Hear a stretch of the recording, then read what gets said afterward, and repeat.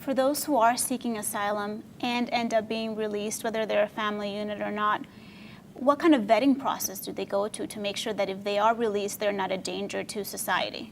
Well, everyone goes through the same process. Again, it doesn't matter if you're claiming asylum or not. You're being fingerprinted. You're going through all of the FBI and DHS databases to determine if you've been arrested before, if you've been charged or convicted with the crime here in the United States. And even in some countries, we find people that are wanted in, say, Guatemala for homicide. And we have that information. So everyone, whether you're a family or a single adult crossing, goes through the exact same process. There's no different process just because you're a family unit. But if nothing shows up on a fingerprinting or a report from another agency that says this person is wanted for X crime, there is a possibility that somebody could be released and still be a danger to society. Well, we don't have a crystal ball. When we're at capacity issues, we don't release known threats to society. That doesn't mean that because you've never committed a crime or you don't come up on any database doesn't mean you're not going to get behind the wheel tomorrow, drive drunk and crash and kill others in an automobile accident. I can't predict that.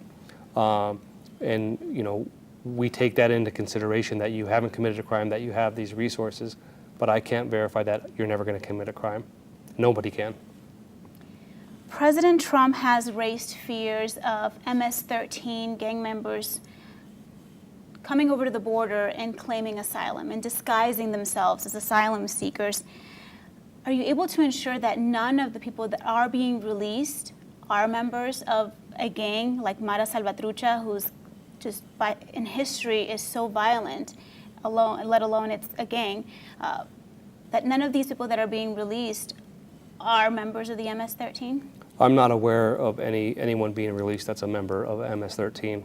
If we're made aware of that, and we have very good training to recognize gang members by several different factors that I'm not going to go into publicly, and communication with other countries, that we're not aware that we released even one MS-13 member or any gang member for that matter.